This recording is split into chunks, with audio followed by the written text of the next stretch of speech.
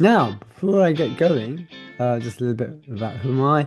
I'm Adam, I'm founder of Springup PR, and we help care homes get more inquiries, particularly private inquiries, to increase occupancy and revenue faster. Today, we are focusing on why. Why emails, e-shots, e-newsletters, whatever you like to call them. Why? Should they go to? Now, actually, here, right at this very, very moment, I'm going to ask any of you in chat whether you send e-shots, e-newsletters, not to families, I'll come on to this in a moment, not to families and their relatives, but to your community. Just give me a yes, no. Yes, no. That would be great. It just means I know how I can direct this webinar to. We're going to talk about how do you get those emails. What emails and how do we get them? GDPR. Oh, yes, you remember that? Well, that's something we have to think about. Now, the look and feel of these e-shots, e-newsletters, emails, whatever you would like to call them. I've just got a couple of messages in chat. No, not to community. Okay, no, no. Okay, great. This helps me understand. And the content, what should be in the content of those emails? How often? How often? And the magic of forever. Forever, I'll come into that towards the end. We're also going to be looking at results you can expect. So, important point number one. I'm not talking about residents' families. Now, you probably communicate with your families already. I don't know. Obviously, Facebook is the window into your care home, but you may be doing that via email or even direct mail at the moment. This webinar is not about resident families.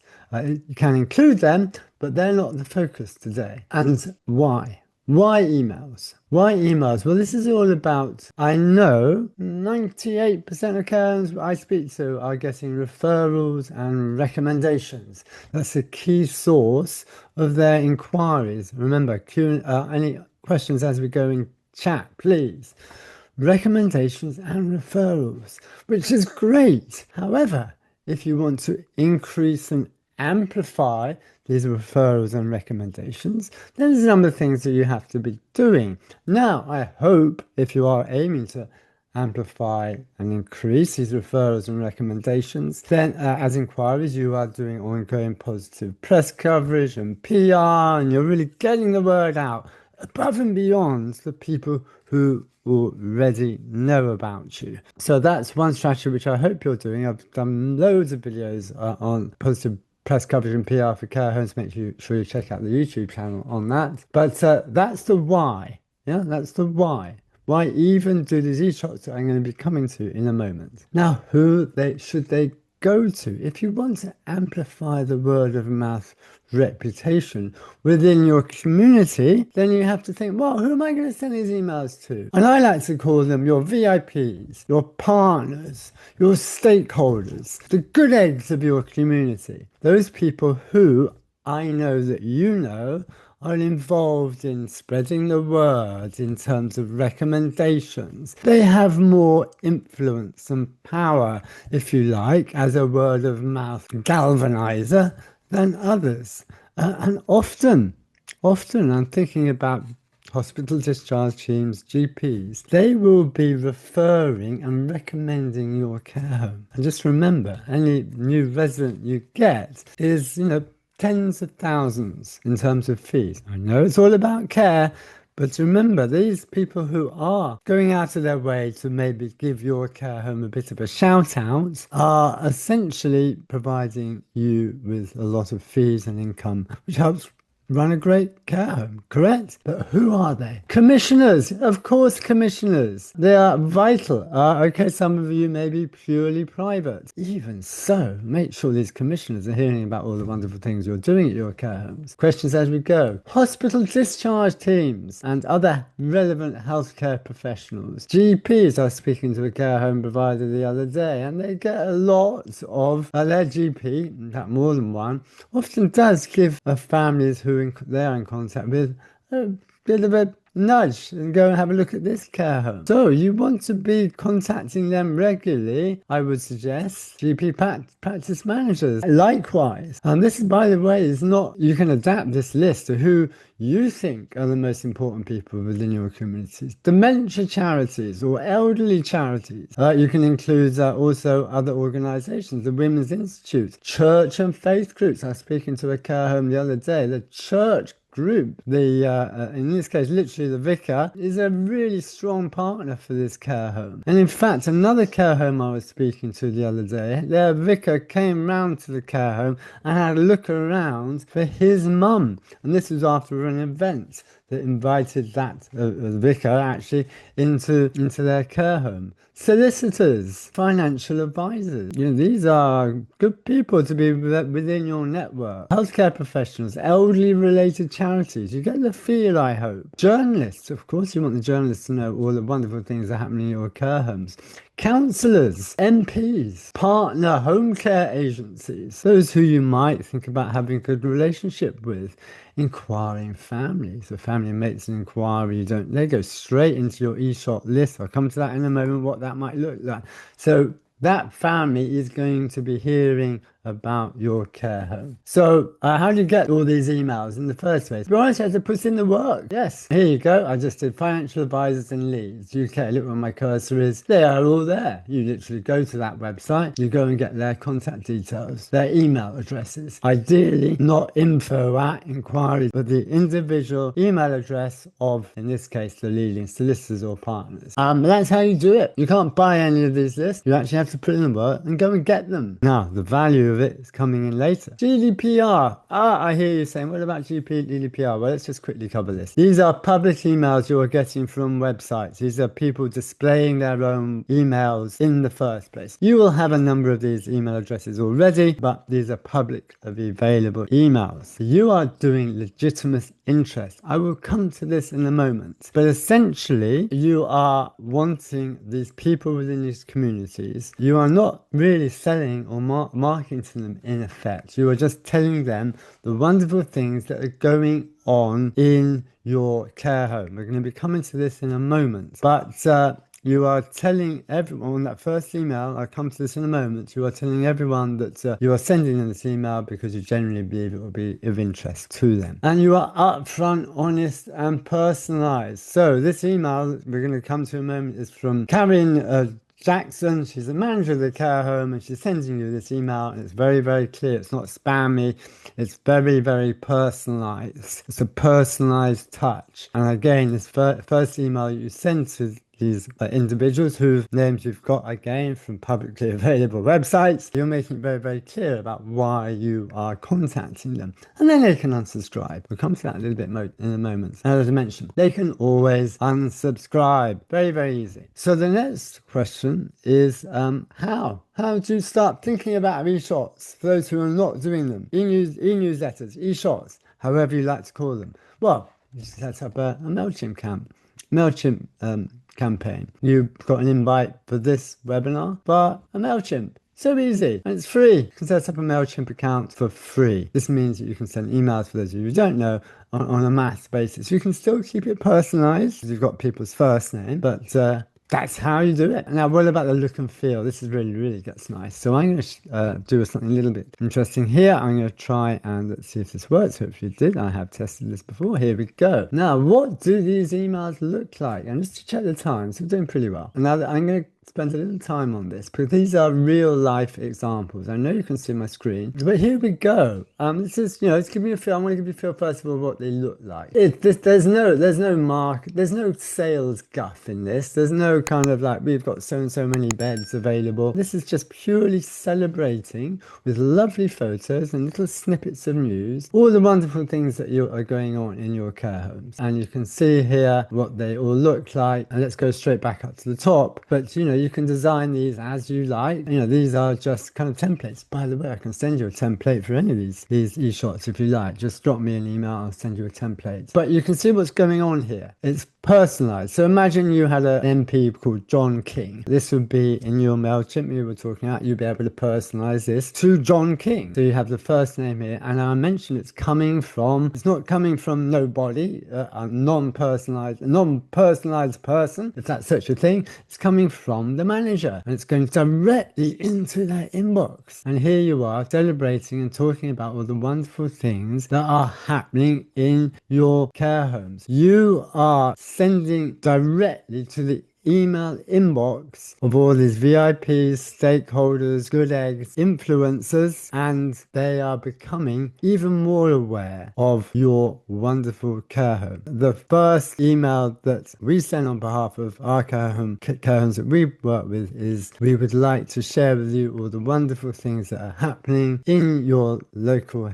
We are one of your local care homes. I hope that's okay. You can subscribe at any time if you don't want to hear from me ever again. But you can see here, that's the look and feel of it. Lovely photos, all positive news, and that really gives you a feel of what they can look like. Now, there is another alternative. You don't have to send one with just lovely photos. You can actually do a straight email with just words. Takes a little bit less time. But to be clear, this is done in a template. Remember I was talking about the MailChimp?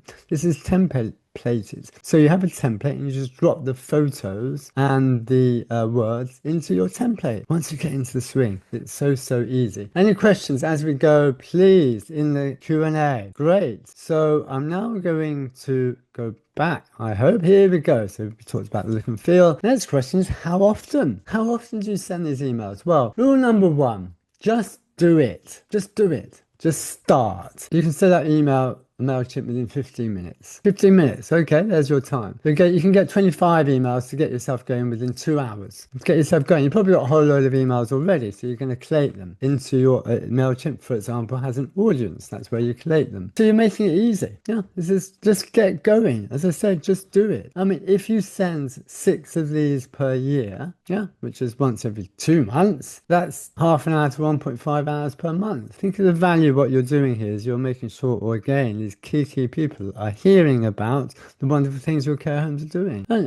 maybe you can even get to 1 a month. So once you get into the swing, that's what you should be gunning for. Springup PR, we send 2 emails a week. Why? We're an organization, company like you. We know how valuable it is. Care homes are no different. You'll be getting emails from your favorite brands or holiday companies, or you'll be getting it. That's how people stay in touch and help with this word of mouth reputation. Now, this gets really exciting because, actual fact, you can build your email list up forever. If you're going to do this, you're not going to try it for a couple of months. This is going to be a long-term play. So that email list is building up forever over time. Yeah, so you are continuing adding email addresses of your professionals, your families, particularly I mentioned inquiring families. So this email list builds up forever and it gets bigger and bigger over time. The great thing is the email list gets bigger and bigger over time, but because you're so used to sending out the emails, you can send them out even quicker. It takes me now 15 minutes to send out one email to 4,000 people. Yes, I'm not a care home. Get into the swing. That's how long it takes. But if you're doing once a month, you can or once every 2 weeks. Again, you can spend as much or as little time, depending, of course, on how you design that e-shot. And ultimately, this is the aim here. You want to help increase and amplify this word of mouth reputation and referral networks forever. That's the aim here. And I'm coming onto this in another slide. I promise you and guarantee you, your care home, if you do this, will be the only care home in your catchment area doing it. So that's going to make you different. That's going to make you stand out. Remember, directly to their inbox. What are our results? Now, ridiculously high open rates of 50 to 60%. How do I know that? We do it. So we know. And I can tell you now, yes, that kind of open rate, extraordinarily high. It's extraordinarily good. It's you telling your community about what's going on in your care home. People read it, they open it, they are interested in it. And the great thing is you can track who opens and even clicks on your e-shots and your emails that you're sending out. So again, if you're ever curious to know, well, how many people are seeing my emails? You'll know that because you have an open rate. How many people are clicking on, let's say, a link to a Facebook page because they may be interested to learning more? Well, you'll be able to track that. You have all that data in your hands. And remember, you've got an inquiring family and they are clicking on it. That's continuing to show an interest. And I do repeat, remember the aim of these e-shots is to make sure that all these influencers, stakeholders get to know much more about your care home directly into their email inboxes. So that is the way to do it. And as I mentioned, I promise you, you will be the only care home in your catchment area that is doing this. So again, it's going to make you special, and that's what you are wanting to achieve, if you want to achieve that. So I hope that was helpful to you. We've done a pretty good whistle stop tour. As I said, I was just 20 minutes actually, which is bang on. Yeah, I did it bang on. So I've got some questions here. Please just add the questions as you think of them. And let me see what we've got here. So yeah, how do you reach GPs? All right, yeah. So Michael asked, how do you reach GPs and hospital discharge teams and social workers? You find their email addresses. Yeah, so you're going to know, let's say, Michael, I forget where you are, but let's say let's imagine you're in Leeds. I showed you that example. You're going to do a search, all Leeds GPs. Then you're going to see email addresses on. You're going to see what you're going to do there. And this GPs is actually an interesting one. So you're going to see names of GPs, and you'll probably also know via looking at the website what the construction of the email is. So it's imagine it's at Jane Blogs GP. Now imagine it's at Jane Blogs GP. Once you know the first name of that GP, you can often do a search on the internet to find the email address of that individual GP. Or else, if you know what the construction of the email is in terms of first name dot second name, that's also going to give you a possibility. So that's the second one. And thirdly, if you can't find that, and what you can do is just send a test email to that jane.blogs@janeblogs.com. You can send a test email just to find out if it works. But really, if you're stuck, then you're going to be getting the inquiries at. But I would try and steer away from that. You remember one of these slides was showing you, well, there's hard work. There is a hard work, can be particularly for the GPs. But if you use human intelligence, then you will be able to find it. Like 90% of the time. And the same goes with social workers again. Often they have their email addresses on websites, and even if they don't have their email addresses, again, it might be peter.black@ so and so and so and so. So again, it's a great question because some of those are the hardest, but 9 times out of 10, with a bit of human intelligence, you will be able to find them. Now, remember, we're not talking like crazy amounts of people here. We're talking maybe 20. Yeah. So again, you're not going to get 20,000, you're trying to get 20, which means, again, I was talking about key people. So that's, to be honest, is the way that you do it. I hope that was helpful, Michael. So there's something else coming in here. I just want to see here a Q&A. That's in Q&A. Can you just send unsolicited emails? Well, remember that slide, Elaine, on the GDPR? That's how we've always done it, is that yes, it is unsolicited. Yes, it is. But these are publicly available professionals. These are not personal email addresses. And again, you position it as legitimate interest. You give people the right to unsubscribe. You send them an intro email saying, I am sending you this email because I genuinely believe that will be of interest to you as we are your local care home. But if you want to unsubscribe, just let me know and you'll never hear from us again. So again, that's coming coming from a named individual. So occasionally, yeah, this has happened where someone has said, oh, how did you get my email address? And we've just responded, well, we got it from your website. So that's how we maneuver around that. As I said, that's another very, very good question. Okay, let me just see if I've got any more questions here. Bear with me. Yeah, that's great. So, well, there we go. We're just about 3 minutes before 2 o'clock. So we did that in good time. So I hope that helped. And thanks for joining the webinar. Bye-bye.